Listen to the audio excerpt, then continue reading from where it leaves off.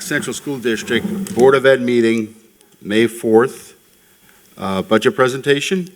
Can we get a motion to open the meeting, please? So moved. Second. All in favor? Let's stand for the pledge, please. I pledge allegiance to the flag of the United States of America and to the republic for which it stands, one nation, under God, indivisible, with liberty and justice for all. Thank you. So this is the public hearing for the 2023-2024 proposed budget. With that, I'm going to turn it over to our superintendent, Christine Tona, who will make the presentation. Thank you, President DeLullo. Good evening, everyone. Thank you for being here. I see a lot of familiar faces who have heard several budget presentations over the past couple of weeks and months. So tonight is our annual public hearing, which is required. And on our first slide, here's our budget development process. So we're all the way down May 4th for the annual budget hearing. The only thing left is May 16th, our budget vote and trustee election. So here's a slide with our budget priorities. So tonight's presentation will touch upon all of these bullets that you see on this slide. And starting with budget highlights for curriculum and instruction, we're looking to create career pathway programs at the high school, which involves, right now we have a lot of courses in engineering. We're looking to add some courses in education. So students who are interested in those fields can take a prescribed set of courses that ultimately they can put on their application for college to show that they're committed to that field of study. Or in some cases, students may try out some courses and realize that's not the direction they want to go in, thus saving quite a bit of time and money as they enter the college application process. We're also adding additional electives at the high school. We currently offer the MHS Life program to our 9th graders for one semester, and the other semester opposite that, they're taking study halls. So we're going to eliminate those study halls and allow our students to take electives of their choice. We're adding an additional physical education teacher at the high school to provide smaller, safer class sizes. We currently have the Readers Writers Workshop program in all of our elementary schools, as well as 6th grade in the middle school. We're looking to expand that to grade 7. We have 2 beautiful brand new libraries at Austin Road and Fulmer Road, thanks to the capital project that the community supported. And we are looking to add an elementary library media specialist to be shared between those 2 buildings to maximize the utilization of those libraries. The Lakeview School will be getting a brand new library as well in Phase 2B of the capital project, and we'll be looking a year from now to see how we can support their brand new library as well. We're looking to have dedicated STEM coaches at each of our elementary schools due to restructuring of the existing coaches we have, so that's budget neutral. But currently, our STEM coaches are shared between the buildings. They're in different areas. So instead of having them travel between 3 schools, we're going to have one dedicated in each of our 3 elementary schools, which is better for our staff and our students. And we're looking to add a second literacy coach, which will reduce the need for us to contract some of our professional development. And this allows us, instead of having a handful of professional development days, it provides a dedicated person 180 days of the school year to help support our staff. Looking at special education and student support, we currently have special classes at the high school that cover 2 of our content areas. We're looking to expand that to a 3rd content area. Our middle school only has a part-time social worker, which actually that person only started a couple of weeks ago, thanks to a grant through Putnam County Department of Health. So we budgeted for a full-time social worker at the middle school for the 23-24 school year. We're looking to add an additional 812 elementary special class, a board-certified behavior analyst, which will support our staff and students with our students' needs. And instead of contracting that out, where we may not have a person in district every single day, this will allow us to have someone in district every day. It won't eliminate the need for contracting with outside vendors to support us, but having someone on staff full-time is definitely a benefit. We're looking to add a transition counselor through one of our federal grants. and that individual will support our high school special ed students as they transition from high school to adulthood.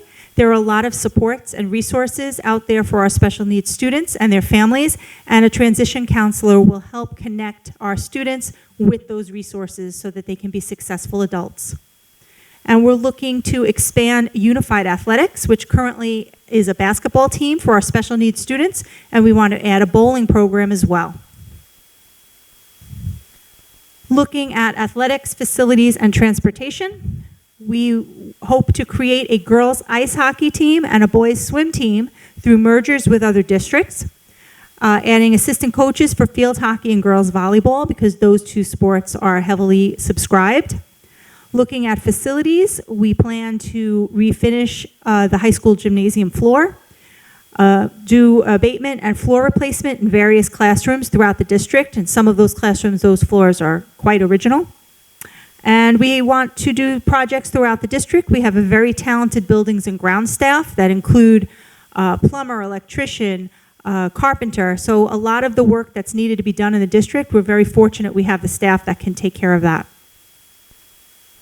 Looking at transportation, we have a bus fleet of over 100 vehicles, and we do maintain those vehicles internally, and we would like to add a second bus garage lift for the maintenance and a second transportation dispatcher so that we have coverage in the transportation office because buses run from 5 a.m. till 8 p.m. 5 days a week. So we're looking to reconfigure our administrative team, and that's budget neutral. It really is being done through reconfiguring positions and a couple of other areas. We currently have an interim assistant superintendent for business. We are in the process of hiring a permanent person for that position. Our interim is a retired individual, and as much as we would love for her to stay with us, she does want to retire officially. So we're looking to just rename that position, Assistant Superintendent for Finance and Operations, to reflect all of the areas that the individual will oversee. We currently have an interim director of special education. We previously, last year and before that, we had an assistant superintendent for pupil personnel services and technology. When that person resigned, we did not replace that assistant superintendent position. Instead, because special education, technology are two very important areas and large areas for the district, we have the interim special ed director this year. She'll be with us again next year to provide stability. We've already appointed an assistant director for special education, and that individual will start on July 1. And we also have two administrators, one for elementary and one for secondary special education. So we're excited about our new special education team. And we're looking to hire a director of technology, and we're also eliminating a contract consultant that will help fund that position. We have a K-12 administrator in district who's going to focus on safety, security, and compliance. We're very fortunate here in Mahopac to have the support of the Sheriff's Office, the Putnam County Sheriff's Office, through SROs at the high school and the middle school, school resource officers, and special patrol officers at our 3 elementary schools, as well as the Falls. And then here at the high school during the day, we have contracted security through Briger Security. And we also have support from the Town of Carmel Police Department. And finally, we also have support from Putnam Northwestchester BOCES through an agreement with their security, safety compliance, safety resource officer who's with us this evening as well, who will do a presentation in a little bit. So all of those components help make our district very safe, but we want one point person that will help pull that all together. And finally, looking at administration, we currently have an assistant principal at Austin Road that's dedicated, but we have one individual that shares her time between Lakeview and Fulmer Road. So we're looking to have a dedicated assistant principal at each of our elementary schools. We think that will help improve the safety and communication for everyone in those buildings. So on the next slide, you can see what the restructure looks like in dollars, and it truly is a budget neutral, if not a budget savings proposition. So you can see on the left side are our most recent positions, and on the right side our 23-24 plan on what the new positions will look like.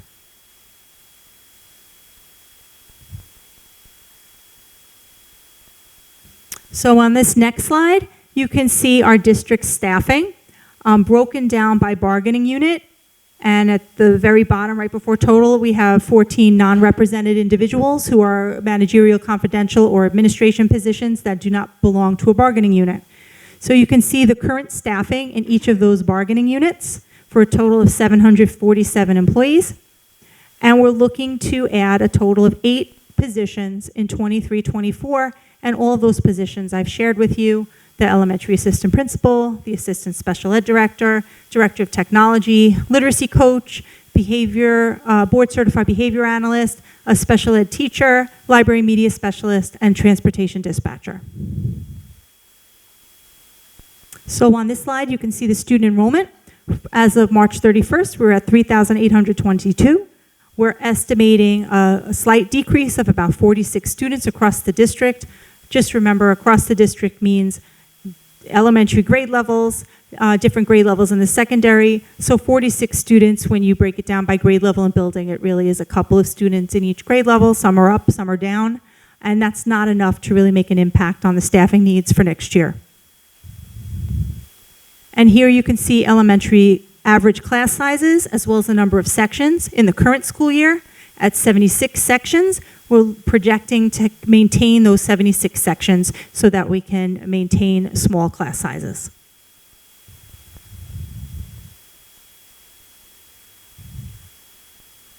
So this next slide shows our proposed expenditures. And you can see on this pie, the 2 biggest slices of the pie are salaries and benefits at almost 80% in total. And we are a people business. As educators, it takes people to be in front of our students to teach them, people to drive them to and from school on school buses, and people to support the buildings, to maintain them and take care of everything in the district. So that's typical in all school districts, that approximately 75 to 80% of the entire school budget goes towards salary and benefits. And here you could see a budget summary by category. And the 4th column all the way at the bottom, you could see our proposed budget of $137,960,937, which is an increase of $5,497,092 over the current year's budget.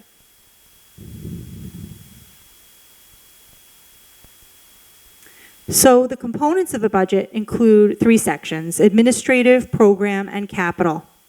And the definitions are there in yellow at the bottom, but the largest part of the budget is program. And the largest difference, increase, is in program at almost $4.5 million increase of that $5.5 million total increase to the budget. And that makes sense, because that's where our money should be going, towards our students. And that program component is our students. Everything that touches our students: instructional salaries and benefits, materials and supplies, guidance support, health services, BOCES programs such as our career and technical education program and special needs programs, interscholastic sports, extracurricular activities, as well as transportation. So that's everything that touches the students. The administrative component includes administrator salary and benefits, any related office staffing, expenses for the Board of Education. As you know, the Board of Education trustees serve as volunteer positions, but there are some costs that are associated with the budget vote, with the meetings themselves. The administrative component includes legal expenses, auditing expenses, insurance, and BOCES capital and administrative expenses, as well as data processing costs. Capital component is mostly facility maintenance and operations, and any transfers to capital and debt service payments. So with any budget, you have an expenditure side. You need to have a revenue side that matches the amount of the expenditures so that the budget is balanced. And on this pie graph, you can see that the largest piece of the pie for revenue is our property tax levy at 68.7% of the pie. State aid comes in next at 26.9%. We also have appropriated fund balance usage, which helps support the budget, so it allows us to levy a little bit less. And here you could see all of our revenues by category. And again, if you look at the total revenues in the middle at the bottom, it's exactly the dollar amount of the expenditure side of the budget, $137,960,937. And now the next slide shows our reserve fund summary. These are funds that are in case of unexpected increases or large fluctuations. And I want to just point out the third line, reserve for tax reduction. We are pulling $182,134 from that reserve as part of our appropriated fund balance usage that I pointed out on the previous pie chart. And this slide shows the state aid breakdown for 23-24. All the way in the right, that last column is our state aid projection. And at the very bottom, you can see the total aid less pre-K is $37,076,643. Now, the pre-K part, where on the second row, you see universal pre-K. In Mahopac, we have not utilized any of the funding from the state for universal pre-K in the past. So they continue to give us money. Actually, from 22-23 to 23-24, they just about doubled that. And we can only use that for universal pre-K. We are not planning to have universal pre-K for the 23-24 school year, but we are planning to have those conversations to put it into place for the 24-25 school year. So that will require us to go out with a request for proposal to our community preschool programs that are within the boundaries of our district to see if they're interested in participating. And then once that's put into play and we know how many seats each of them are interested in, they would get fully funded for those seats through this program. The state determines the per student amount. What most districts do, there's not enough seats for every student that would be in pre-K, so we would hold a lottery. So I'm putting this out there because in less than a year, there'll be information about that to the community. So if those families who have current 3-year-olds, a year from now, they'll be 4-year-olds and ready for pre-K. And this next slide shows our tax levy limit formula. And this is a standard formula used across the state. Typically, when you hear tax levy limit, you think of the 2% tax cap. But 2% is not necessarily always 2%. So in our case, we do have, towards the bottom, you see coming school year exemptions for debt. Those debt exemptions help increase the tax levy limit, or what we're allowed to levy onto the residents. So this formula allows the district to levy 3.71% increase. However, the Board of Education decided not to go that high. So on the next slide, you see, again, our proposed budget of $137,960,937. That's a budget-to-budget increase of 4.15%. So we take the current year's school budget for 22-23, we add 4.15%, and we get that top number that you see on the chart. So the proposed tax levy of $94,816,238 is $836,478 less than what could have been levied if we went to the top amount that was on the previous slide of 3.71%. But when we started putting the budget together back in December and meeting with all of the administrators, we asked them, what are the things that we need to see? What do our students need in order to be the most successful in the 23-24 school year? And when we took that information from all of our administrators, we were able to put a budget together that didn't require us to go to the top end of the tax levy limit. So we're at a 2.81% tax levy increase from the current year's tax levy. And this next slide shows what this tax levy impact will be on a resident with an assessed value of $500,000. In the town of Carmel, we're looking at an annual change of approximately $292. Same for town of Putnam Valley. It's about $24 monthly change. These numbers are estimates because the town assessor's office has not provided us with the final details. We don't expect to get that until August. Also, the Board of Education a few months ago voted to increase the veterans exemptions as well as increase the income limit for our seniors. so that senior citizens, before they could get a tax exemption for income up to $29,000, the Board of Education voted that they can have exemptions for income up to $40,000. That same situation applies to persons with disabilities. And the board voted to implement an exemption for our volunteer firefighters and our volunteer ambulance workers, and they would get a 3% exclusion on their assessed value.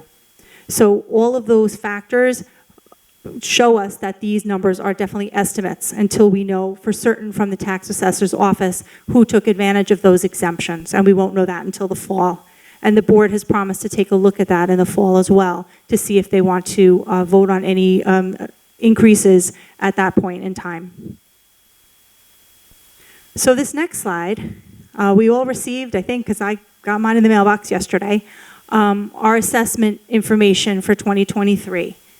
And the town of Carmel sent those notifications with a quote, "A change in your property's assessment does not necessarily indicate that your taxes will change."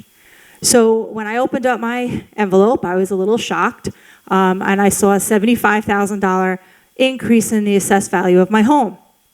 And I spoke to a few other people today, and I heard 50,000, 65,000. So in essence, that's good, because home values are on the rise.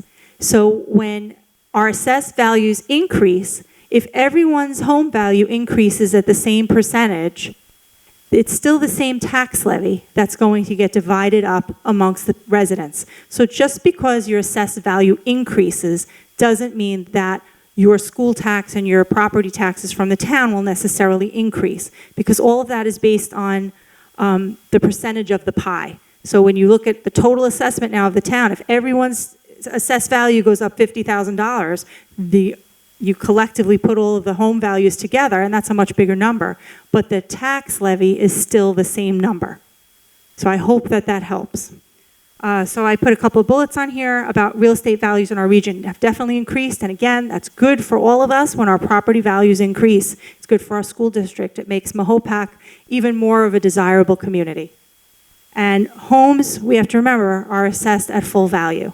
So in some places, that number of assessment looks very different from what the full value assessment is. So on this next slide, you can see the past 5 years, or the current year, 3 prior, and next year's projected budget and tax levy. So I just want to point out the second column, Consumer Price Index. That is very important because we can see in 2019-20, 2020-21, 21-22, the CPI was on the low side. And if you go over to the next column and the budget increase in the fourth column, those are very modest.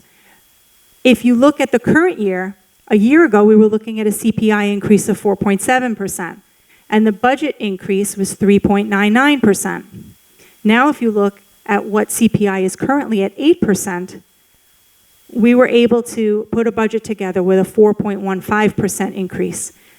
We all see the effects of CPI on our home budgets. So oil is up, gasoline is up, nice egg is up, and even at the supermarket to go buy a dozen eggs, you can't believe how much a dozen eggs cost these days. So all of that are results of a high CPI.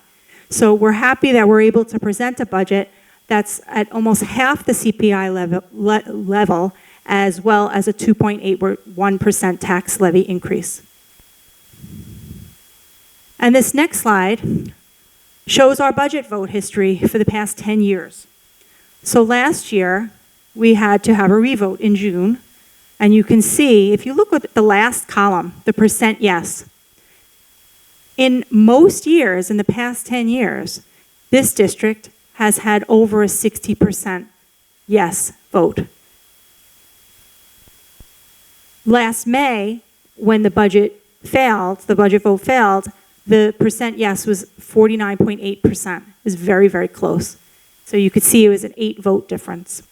And if you look at June of 2020, that was the largest amount of voters in that particular year, but that was during COVID when everyone had to mail in their ballots. So what this tells me as someone who's new to Mahopac is that the community comes out, and we need to make sure that everyone exercises their democratic right to vote. Please talk to your neighbors, your friends. It's important for everyone to get out and vote on May 16th. So this next slide shows what happens if the budget does not pass. Ultimately, if it doesn't pass, we would need to go and follow a contingency budget. And under a contingency budget, we can only tax levy the community the same amount that we're currently levying. So that difference between what our proposed new levy is to the current year is $2,589,662. If we can't levy that amount, we have to reduce the proposed budget by that same amount. If we have to reduce the budget by over $2.5 million, the first thing that has to go is number 4 there, the equipment expenditures, because under New York State education law, a school budget cannot have equipment expenditures if it's on contingency. And then the other 3 items, no one wants to have to go in that direction, but as we talked about several slides ago, 80% of the school budget is salary and benefits, it's people. So typically, the only way to make a $2.5 million reduction would be to look at the people that are working in our district. And that would result in possible staff reductions, possible increase of class sizes, and possible reduction of extracurricular and activities and interscholastic sports. Nothing that we want to face with our students. So this next slide talks about our transportation bus proposition. There will be a second item on the ballot for this proposition. Last year, it was the same situation. We're looking to purchase 8 buses, 65 passenger buses, at a total cost of no more than $1.3 million. This is part of a bus replacement plan that the district has had in place for several years. It took a hiatus during COVID, but it's very important that we look to replace our buses on a steady basis. Like I said before, we have 102 vehicles. If we don't replace them on a steady basis, at some point in time, they're all going to be needing replacement, and that will be a huge expense to replace all those buses at the same time. So doing 8 buses or so at a time each year is a much more economical way to keep safe buses on the roads for our students.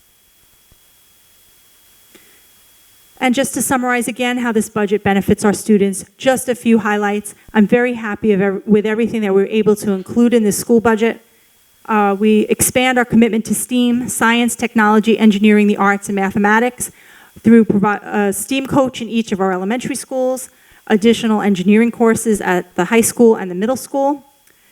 This budget supports mental health with a social worker at the middle school, very, very important. We continue to provide our students with all of the outstanding opportunities that currently exist in the arts, music, extracurricular activities, and athletics. Very exciting to have library media specialists at the elementary level. We don't currently have one there. So this individual will be shared between Fulmer Road and Austin Road next year to complement the beautiful new library media spaces that the community put in place through the capital project. And again, it continues our commitment to transportation safety through the purchase of additional buses as part of our replacement plan. So just some housekeeping. If you'll be away on May 16th, hopefully you're going someplace really nice and warm. But if you are, and we hope you still will vote, you can have an absentee ballot. This walks you through the steps. If you, May 9th, if the ballot's going to be mailed to you, or if you're going to pick it up, you have to pick it up by May 15th. So all absentee ballots must be received by the school district clerk no later than 5 p.m. on May 16th, which is budget vote day. And the Board of Education trustee election, there are 3 vacancies on the board, and the 4 candidates that are listed here will appear on the ballot in that order, and the 3 candidates receiving the largest number of votes will serve 3-year terms, beginning with the 23-24 school year. And please, again, make sure you get out, exercise your democratic right to vote, May 16th, 6 a.m. to 9 p.m. in the gym here at the high school. So thank you so much.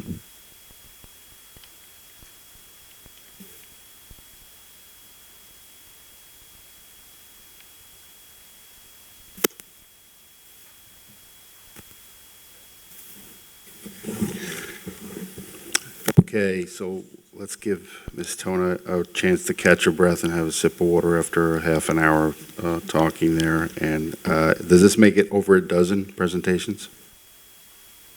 All I right. think I'm well over a dozen. All right, so we got 2 dozen. So with that, let me introduce our next, our speaker.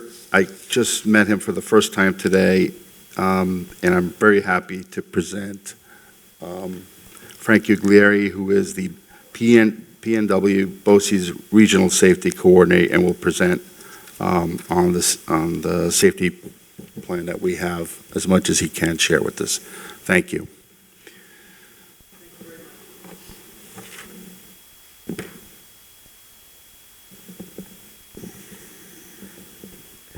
Thank you very much. Good evening. Can everybody hear me? Sound okay? Okay, great. Thank you. So Frank Uglieri, Regional Safety Coordinator over Putnam Northern Westchester BOCES. I am in charge of the health, safety, and security for out of BOCES for the region. I represent not only Putnam Northern Westchester BOCES, but I also represent the 18 component school districts, as well as about another 12 school districts on the outside that we regularly do health, safety, and security for. Just a bit of background on me. I'm in education over 20 years. I started out as a chemistry and forensics teacher. I was in education for 17 years.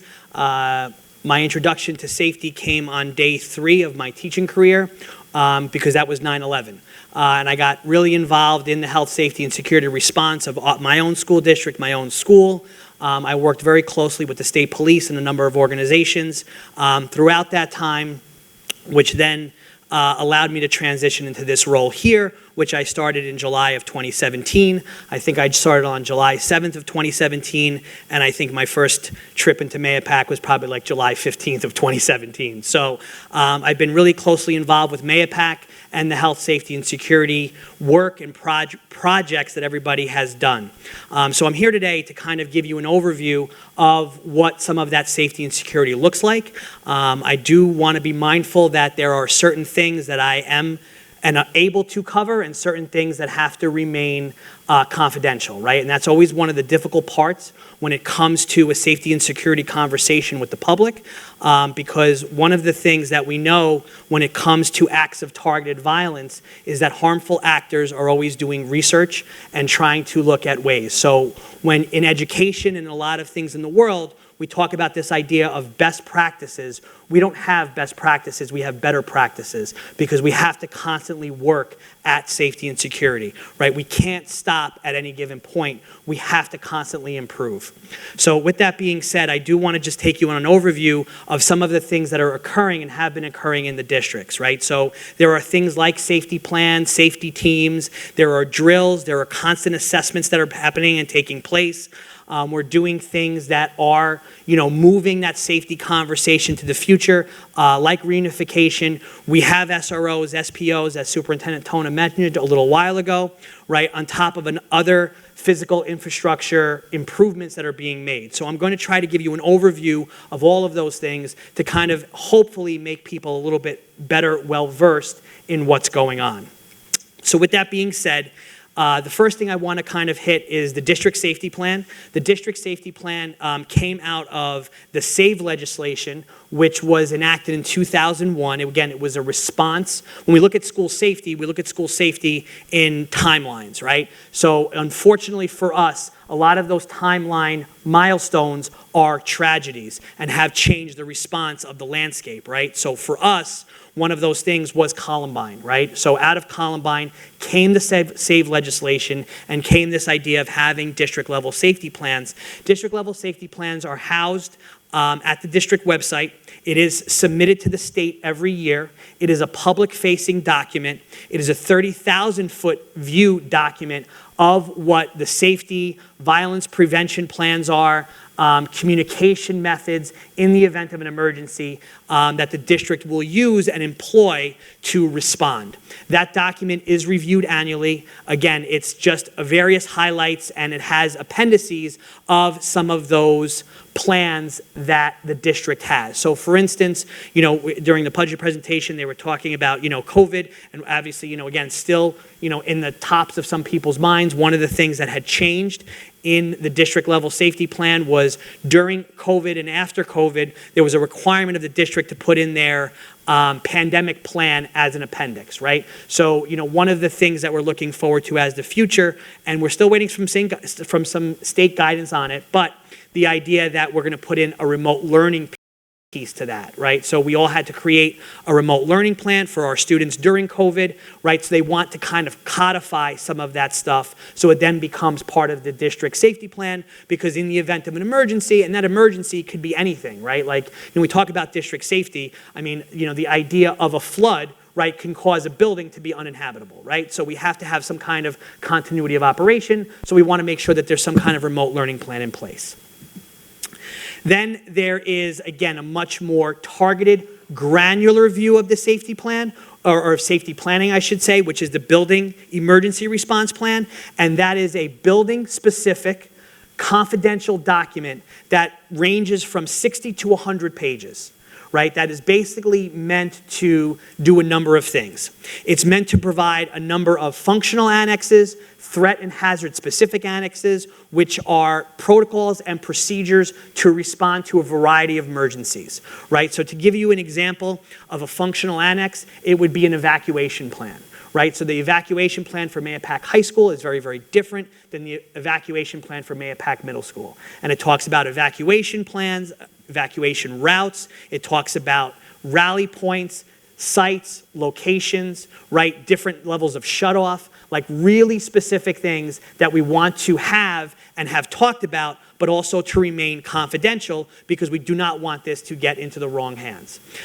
This plan is reviewed by the New York State Police and the New York State Education Department annually. It's required to be submitted by September 1st in a what's called the BEDS portal. It's a state portal. And then what happens is, at a certain point in the next month or so, it's the state will typically review it, and if there's any issues, they will respond back to the district and say, hey, your map that you submitted is a little blurry, we need you to clarify this. Or, we don't see your shutoffs in a certain part of the plan. Talks about those kinds of things. On top of that, it is also reviewed by the Putnam County Sheriffs. Like I said, one of the strengths not only of Mahopac, but of Putnam County in general, is that the sheriffs have a monopoly on the SRO program, right? So, Mahopac is very fortunate that not only do they have SROs and SPOs in every building, but I do think that, one of the great things is that there is also a large presence of it, in each of the buildings. And they are actively working with the building level teams, the district level teams, to update and reformulate that plan, right? Again, just to give, a personal anecdote, here of some of the work that's been done, is one of the SROs actually spent her own time working on updating the maps. So there is certain tactical markers that are a good response for law enforcement. So people ingrained in the work that we all do here. The next thing that I do want to talk a little bit about is just what district and building emergency response looks like. So there is a district level emergency response team. They receive training every year. That training is in a variety of different areas. It is in incident command, which is a hierarchical structure meant to allow people to respond as quick and efficient as possible, irrespective of what their roles and responsibilities are in the district. So if somebody is better suited to being a public information officer, that is the person that we're going to utilize in the emergency, because time and communication are always, always crucial. So there is a district level incident command structure. There are building level incident command structures as well. And again, there's specific roles and responsibilities that are fulfilled by certain people in those locations so they can respond in that moment. On top of that, we also train together, right? So if we need a unified response, right, we can do that as such. And on top of that, if there is an incident that involves multiple agencies, typically fire, EMS, and law enforcement, right? That's kind of how we look at things in the event of an emergency. That's where we have a unified command structure, and we all speak with one voice. If there was a critical incident at the school, right, or at a school, right, we are going to have different levels of incident commanders present at that spot. The superintendent would represent the interests of the students and the school, right? You're going to have the sheriff representing the law enforcement. You're going to have the fire chiefs representing fire. The simplest way that we can delineate these roles is we say this, right? And this is not something I created, so I do want to give credit to the I Love You Guys Foundation, but we say cops own the crime, fire owns the flames, paramedics own the patient, and the school owns the student, right? Those are the lanes that we travel in, and that is always going to be our focus. Last but not least, and again, just to explain something out, because I know a lot of times people can become unsettled when we do talk about safety and security. So we do training of all of our building and district level teams and administrators and respondents on what's called the POST framework. And this is something that comes out of FEMA as well, right? POST stands for priorities, objectives, strategies, and tactics, right? So when we talk about that, right, what are our priorities and our objectives? Right? Our priorities are and our objectives are always life safety first, incident stabilization second. How do we keep everybody safe, and how do we keep things from getting worse? Right? That's what our focus always is. Our strategies are things like evacuation, lockdowns, lockout. But what has to change is our tactics. Right? Tactics are dictated by the environment.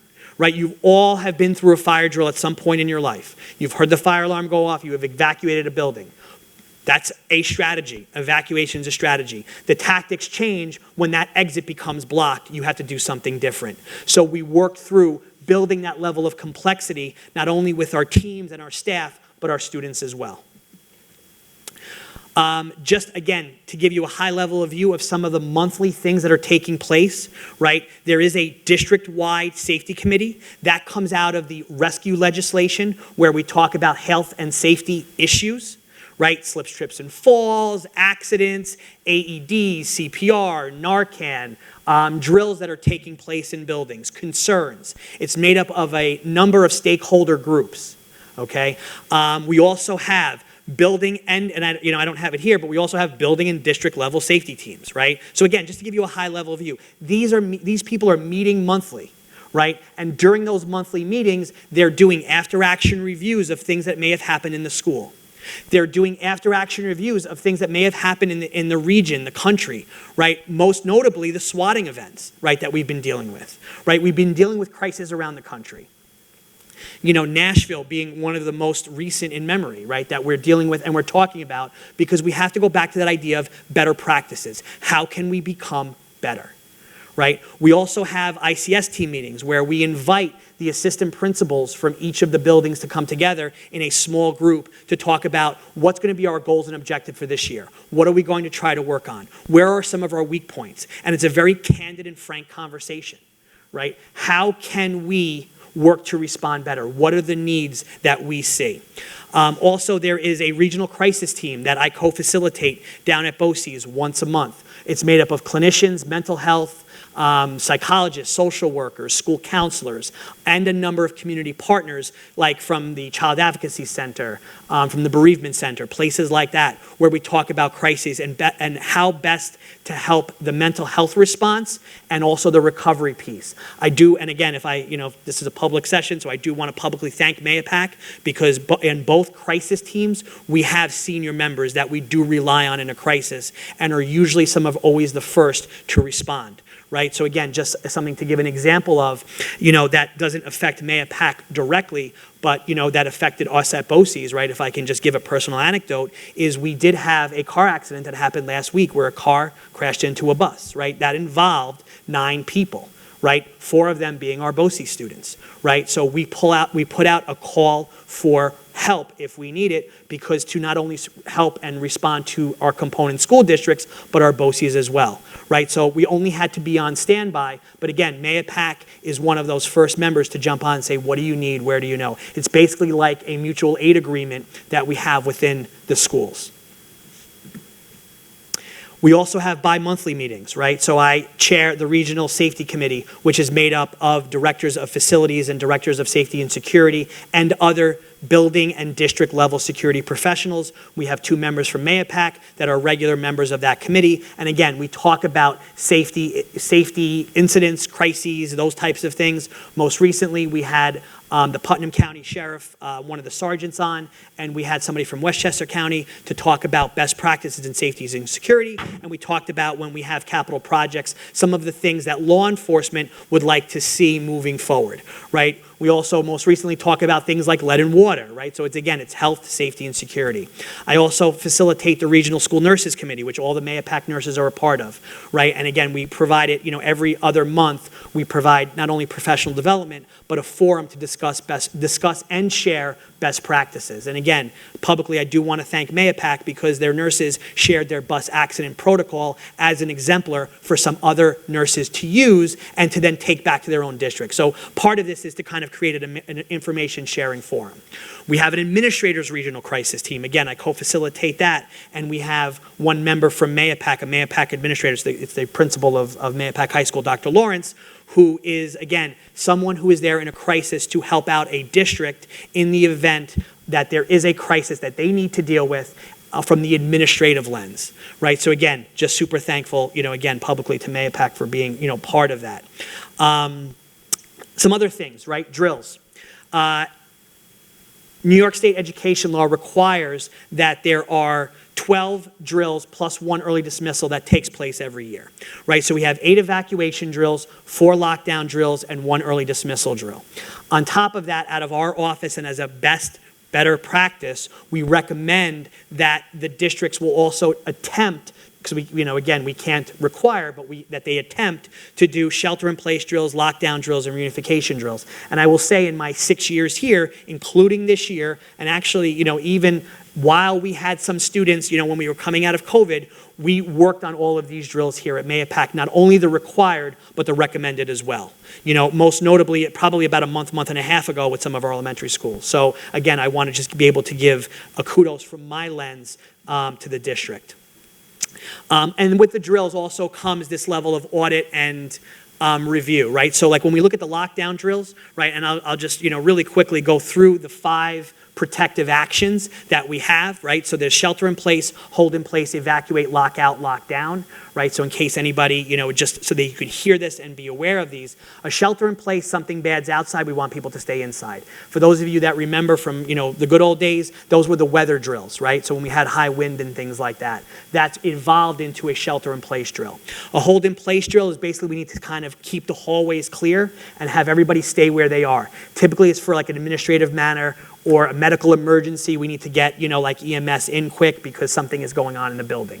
And evacuate, something is bad inside. We want to get everybody outside as quick as possible. A lockout is we want to secure the building. Typically it's because there's law enforcement activity in the region. Most typically for us when it comes to law enforcement activity is they're usually pursuing a suspect somewhere in the region. Okay?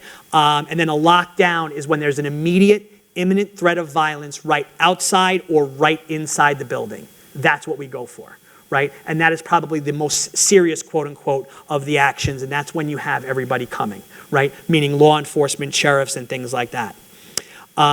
With those, we drill that regularly and we audit it regularly. And again, one of the benefits with the Sheriff's Department is when they do their lockdowns, because the best practice recommendation, and we're trying to get better with it, is to invite other law enforcement agencies to observe and take part in the drills, right? And that's what they've been doing, and that's what they've committed to. On top of that, sometimes they'll invite us as well to, go and then say, hey, look, do me a favor, go to this wing because we want to make sure and see how this looks and give us an objective eye. So that's the service that we provide in conjunction with the Sheriff's Department.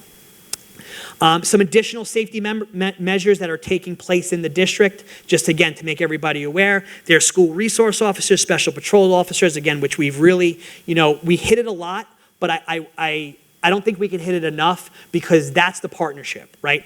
Every 3-letter governmental agency, when you look at from a school safety lens, FBI, Secret Service, Department of Homeland Security, whoever it is, right? When they talk about safety for schools, they're always looking at this idea of a multidisciplinary group, right? And typically that multidisciplinary group is the initial stakeholder. In this case, it's the schools, right? It's law enforcement and mental health. right? And that's what we have. That's what we have for a lot of places on this, right? Like, you know, when we talk, and I'll talk in a minute about our assessments, our threat assessments, right? The sheriffs have committed fully to that. We just held recently an advanced threat assessment training where, you know, and again, to tell another Mayapack anecdote, right?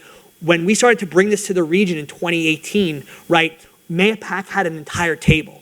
Right? It wasn't like we had 1 or 2 seats. They had an entire table in this training, right? 6 years later, when we're doing this advanced version and we've learned from 5 years of training and good things and bad things and mistakes, right? Everybody came back and you had another table, right? So it's this level of ongoing commitment that I really just am thankful for and appreciative of, you know, and I just want to make sure that that is not lost in all of this work that's being done. So some of the general safety measures, right? This idea of single point of entry and sign-in, we want to have control to our buildings, right? Anytime it comes to safety and security of anything, a layered approach is the most important, right? SROs are great. Let's add to that, right? Single point of entry, great. Security vestibule, great. You know, radios, PA systems, great. Staff wearing their identification, great, right? We want to just keep layering and layering and layering. And part of that layering is this idea of assessment. So again, just to give you an awareness of some of the assessments that are out there to help and protect students, bless you, we have a number of different behavioral assessments, right? We have a threat assessment. A threat assessment is an evidence-based practice to disrupt the pathway to violence when it comes to an act of targeted violence against an institution. In this case, the institution is the school. Again, the idea that we have a multidisciplinary team, administration, law enforcement, mental health, best practice, every white paper that comes out from every 3-letter agency, right? So that's one of the, and that's what I was talking about where you know, we had a group of people from the district attended on Monday. We also have a suicide assessment, right? Risk of self-harm. Again, we're trying to keep students safe.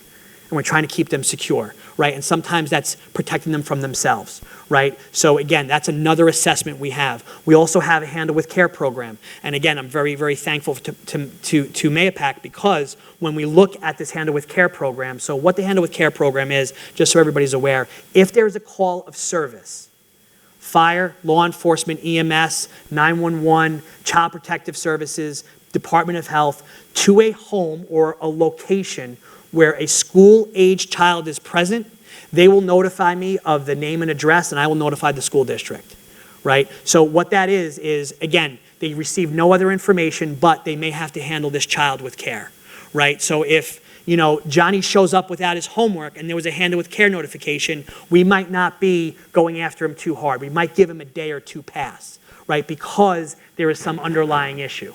Is it perfect? Absolutely not. Right? Are we hitting probably around 80 to 90% of those calls of service? Absolutely, right? And that translates to almost 1 to 2 calls a day for Putnam County, right? Which translates to 1 or 2 calls a week for the district, right? That we're dealing with and we're trying to provide this wraparound service for. On top of that, there's also physical assessments, right? Health and safety inspection, fire inspections. We do fire inspections every 11 months, okay? I just most recently did them with John Russell back, I think it was Thanksgiving this year. We do risk assessments and safety audits, right, in conjunction with the Putnam County Sheriffs, right? We're doing a lot of walkthroughs of the buildings to assess problematic areas. And then on top of that, as I stated earlier, we also do drill audits. Also, I just want to highlight, we do additional staff training, right? And just to kind of give everybody a framework, right? This is just the work that Putnam, Northern Westchester, BOCES is doing with the district. This does not include the Prevention Council, and I put something here just to remind me of it, right? But like, to give you a, for instance, like, I haven't trained anybody in the district that I can remember in the past couple of years anyway, in Narcan, right? That was all done through the Prevention Council, but these are other things that are happening as well as all the stuff that I have a direct hand in. So I just want you to be mindful of, I'm giving my piece of the pie, but the pie is much larger.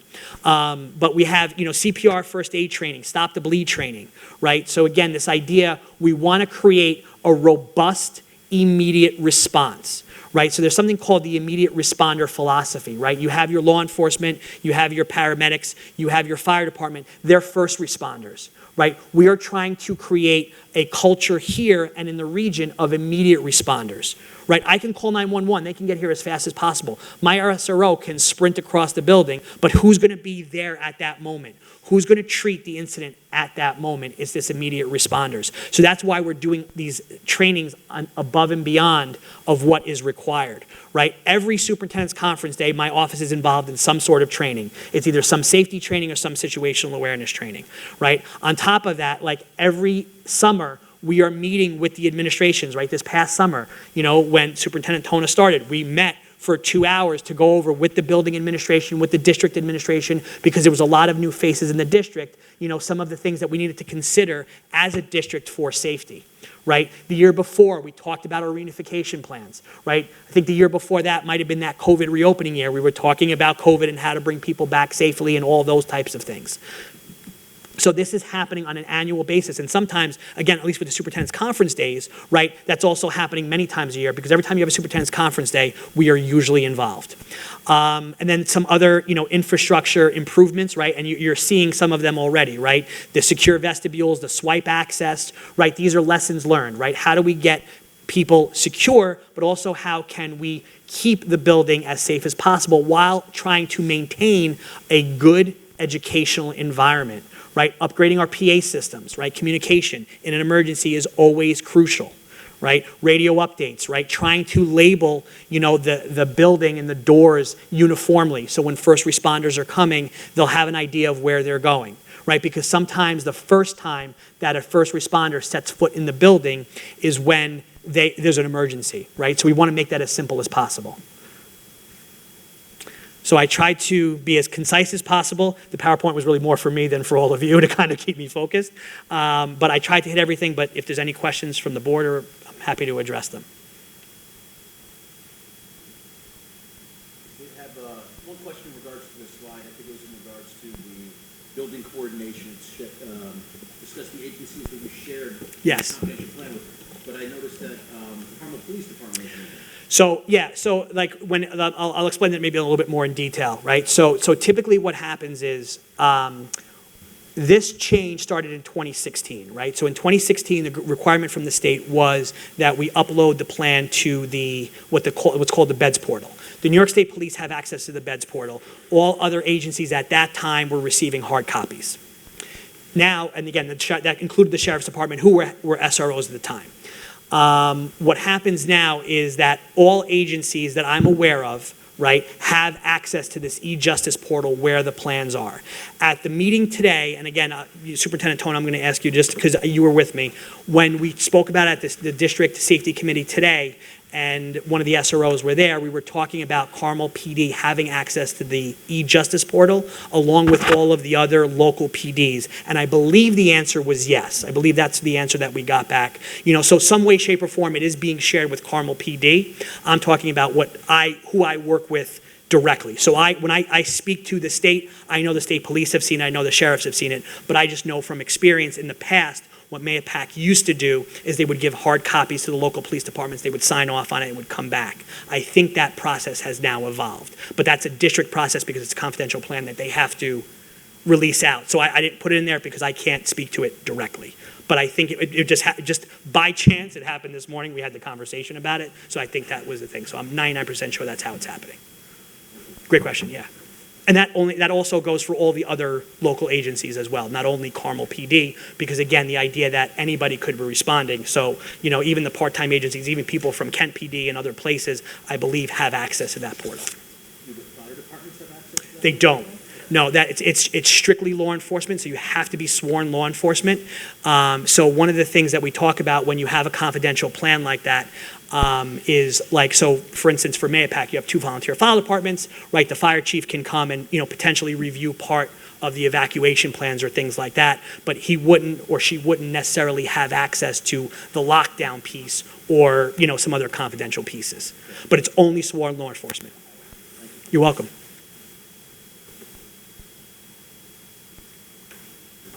Anybody else? Frank, thank you very much for coming tonight. Thank you for all you do. I appreciate it, and we'll definitely be working together. And again, can't say thank you enough. I was very impressed this morning at the meeting. So I appreciate it. Great, thank you very much. Have a good night.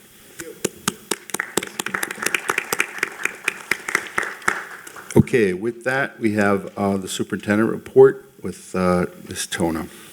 Thank you, and I also want to echo President DeLullo's thanks to Frank Guglieri. It's a pleasure to work with you. It's great coordination and support for our district, and we're very lucky to have you with us here, so thank you. The only other item that I want to share this evening is that we have been looking at how to rectify the Lakeview Playground situation. So the Lakeview Playground was basically condemned, I think in August, and the students have not had access to the playground all school year. And that's been very challenging for all of us. We certainly want our students to be able to play outside on the playground.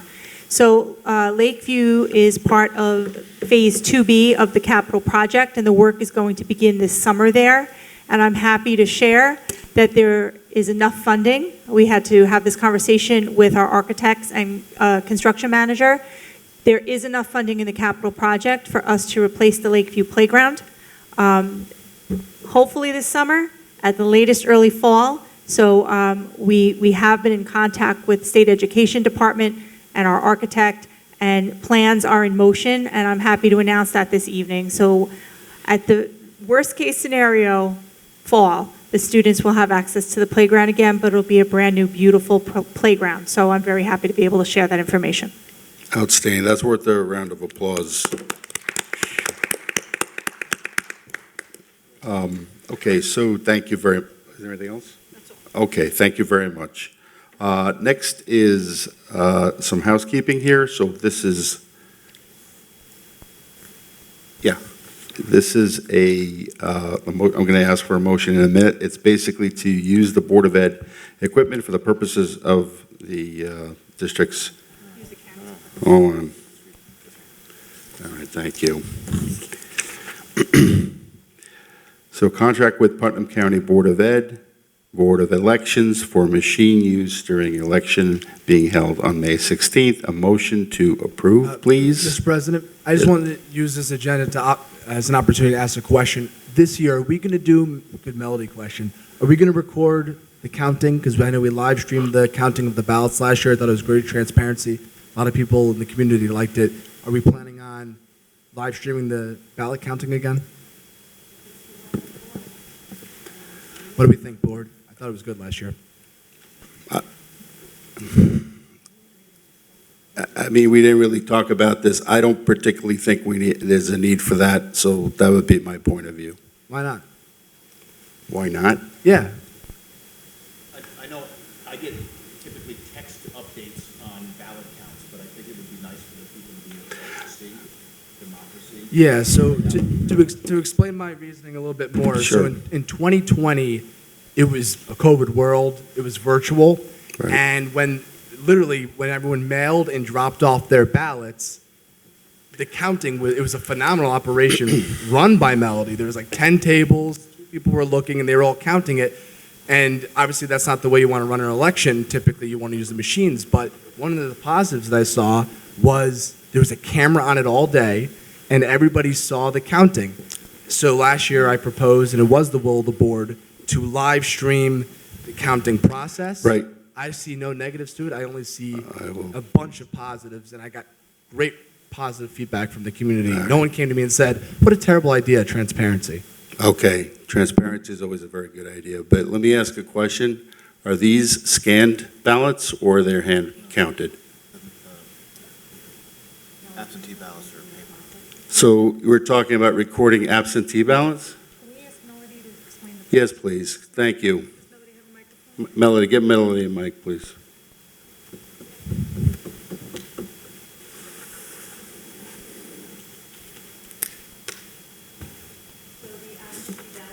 You need to use the mic. Put it on.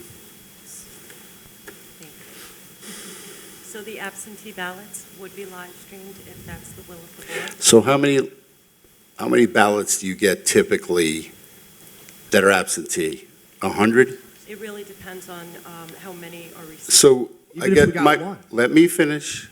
All I'm saying is it really worth it to set up an equipment to maybe, I don't know, so out of, how many votes did we say was last year? 2,000 you had on that graph, Ms. Tona? So we're talking about probably less than a couple of hundred to watch somebody count absentee ballots, which are going to come in throughout the day. So it'll be one camera looking at maybe one person doing only absentee ballots. Everything else is going to be scanned in those Scantron machines, correct? Those absentee ballots can't be opened until 9 o'clock when the polls close. So you can't even record it until 9 o'clock? That's when I typically record it, at night. All right, so that doesn't make any sense to me. Mr. President, if I may, we did it last year, so I don't. Last year were mail-in. No, no, sir. So last year is exactly what the process is going to be this year, and I don't see why we would do that. It was the will of the board then. Okay. Nothing but, excuse me, let me finish. Yes. Nothing but positive feedback. I do not see an avenue where we're going to go backwards. What are we recording? The ballot counting process, Melody could tell you exactly what we recorded. I think we should, it was actually a live stream. I think we should just do it again. To what? To live stream what? Yes. Melody, if you want to just, So what was live basically, streamed? once the absentee ballots come in, at 9 o'clock, they're opened, and what we were live streaming was the counting of the absentee ballots. Is live stream, not telecast, so It would be it live was streamed. basically the laptop set up at the table. And there was 3 people. Or I don't know if we could utilize local live. I mean, that'd be kind of a far-fetched thing because the camera's in the gym, but Is there a cost associated with this? It's the live stream. All right, so It's let's the take a same quick live vote, please. Yeah, sure, of course. The absentee ballot, are you just talking about the absentee ballots, Tana, or are you talking about when they actually count, the machine tallies and they kind of do their counting? Is that what you're referring to? Yeah, no, definitely the absentee ballot. That's a good question. Melody, do we count the ballots to verify the correct number of votes that were casted through the machines? So the machine comes out with a tally, Mm-hmm. so those are counted by the machine. Uh-huh. Is that what you're asking me? Yeah. Do we verify the tally? Yes, we do. And Yeah. that would be done at the same time as the absentee So ballots are counted. that process too, where you're hand counting to verify the machine tally. Right, and I've live streamed them, so Mm-hmm. it's not an additional cost, it's just my regular Zoom live stream. Thank you, Melody. Lucy, get on the mic, please. I suggest we discuss We usually this have 3 another time. machines there, so do you just There sit is no down other time, and tally up the Mike. 3 machines, or do you do it with someone else? I don't recall. I do it with the election chair. That's what it is, with the election chair, okay. Yes. It's open to the public. they It can is also open be to the there in public. person. So they can also be in person. All right. All right, so Melody, just real quick summary. What is the, what would this look like? So it would look like a table with the absentee ballots being opened. The ballots would be opened on the live stream so that people would start to tally the votes there. I would have the election inspectors tallying the votes, and we would tally it on live stream. And it would be announced live what the It would be- official results were from the Board of Exactly, just like last year. But last year, they were hand ballots, correct? No, they That was weren't. 2 years ago.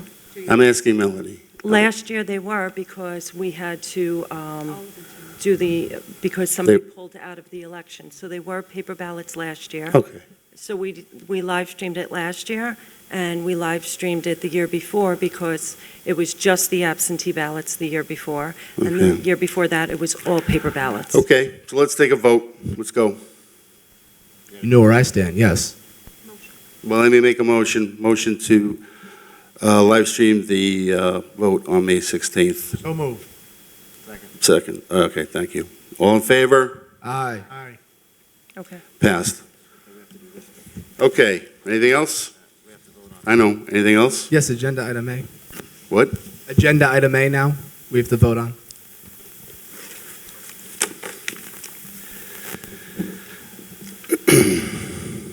Okay, so we are going to have a contract with Putnam County Board of Elections for machine use, Board of Elections for machine use during elections being held May 16th. Can I get a motion to approve? So moved. Second? Second. All in favor? Aye. Aye. All right, very good. All right, next we move on to the public comment that is open for this evening. We ask all speakers to adhere to policy 1512 in the following fashion: maintain the public decorum appropriate for school, address the president of the board or the board, conduct yourself in a civil manner, obscene language, libelous statements, threats of violence, statements advocating any other sort of violence or other forms of prejudice will not be tolerated. Comments and questions should be made in a respectful manner.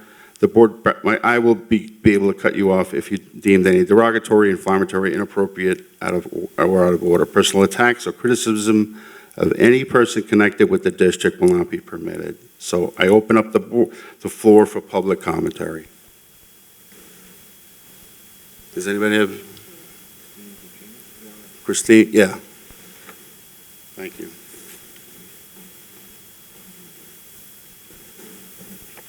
Can everybody hear me? Good evening, Superintendent Tona and board members. Thank you in advance for your attention. My name is Christine Buccina, and I am a proud special needs parent to 3 amazingly unique Mahopac students, all with IEPs. I would like the board to consider some shared concerns from some parents of students requiring special education services. I know that the school board is committed to ensuring a superior education for students across the continuum. It is evident in how thorough and passionate the working meetings can become when discussing the staff and students' needs and outcomes. I do take notice to the difficulty faced in the past year with reorganization, administration turnover, ongoing construction, budgetary concerns, and still acclimating back to some post-pandemic normalcy. As parents, along with our children, we have felt the effects of such strain as well. Mahopac's dedicated educational staff should be commended for all they have accomplished with our students thus far under the hurdles previously stated. It is not my intention to undervalue all of the good that is in place within our district, but to start dialogue about what areas to focus on moving forward, specifically a spotlight upon special education. As the budget and Board of Ed vote are around the corner, we need to take into consideration, will there be equitable distribution and access to resources for all students? Unfortunately, many parents feel there still remains a disparity when it comes to a clear, continuously supported plan for special education. Disparity persists, particularly regarding forthcoming consideration and communication of departmental or program changes, access to fair and appropriate education for students of all support levels within the district on a continuum, and true inclusion within the community and extracurricular activities. In assuming we all share the priority of making Mahopac a district with a beyond fair and appropriate, truly inclusive, cutting-edge, neurodiversity-affirming, brag-worthy special education program, ongoing parent participation is crucial for any strategic plan to succeed. We need a collaboration of parents with just as vested, permanent administrators making these decisions. I suggest creating a special education parent sub or ad hoc committee. This would allow increasing transparency between all parties during the creation and implementation of our strategic 5-year plan. Parents' voices need to be included in decision-making that will affect our children for many years to come. Many decisions may seem strictly administrative, trivial, or insignificant, but can actually lead to a great negative impact on our students' success and potential growth. Parents have voiced concern that previous administration turnover has halted potential growth of our special education program in the past years. Reported areas of particular concern are as follows. Which special education positions or programs are consolidated or cut to offset debt? The future of the high school and transition program. For example, keeping high-need students within the district by adding a sensory room and an additional skills class similar to the middle school setup already in place. Any future decisions regarding the elimination of a beyond valuable contract with Holistic Learning Center, who for over 10 years has provided direct services, evaluations, mandated parent trainings, and growth staff support. And what methodology is being utilized by our district's crisis interventionist and new hired BCBA specialist, along with concerns about necessary steps to ensure retention of regular service providers and guaranteeing an appropriate location, length, and quality of ESY, along with ensuring the presence of an armed security officer during that time. I appreciate your time and effort, Superintendent Tona and the entire school board. all that you put into any decision that affects our children. I look forward to your input and thank you for your service and consideration. Thank you very much for that. Are If I- you? If I can just add, so we've had quite a few of those conversations. I know I've spoken to you before about some of your concerns, and that, what you said is where we are at, what we've been communicating. I know we had a PTO council meeting earlier this week, and what you spoke about are things that we've been discussing. I'm very, very excited about the new administrative team.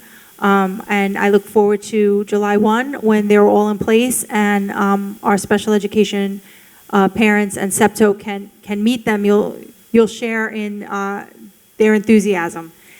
We've had conversations with the Special Olympics people to talk about ways that we can expand programs during the school day as well as after school.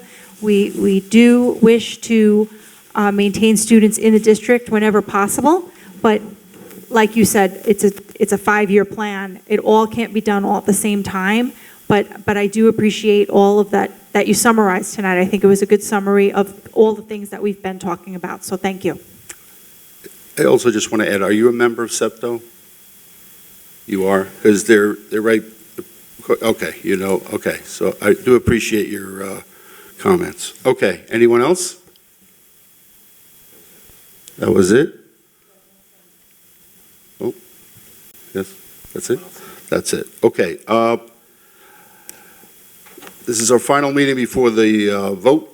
I cannot stress this enough. Vote, okay? If you're going to vote, if you're here, you're probably going to vote, but you have to bring 2-3 people with you. Last year, we did have a failed budget, and it was very close, and it was, for lack of a better word, complacency. People just say, well, it's going to happen, it'll be fine. Then when we re-voted, it passed with a very healthy margin. We don't want to go through that again. Okay, Ms. Tona has presented this multiple times. It's a good, sound budget. Ms. Afra mentioned at the last meeting that we literally went line by line in the finance meeting, and this is as good as it's going to get.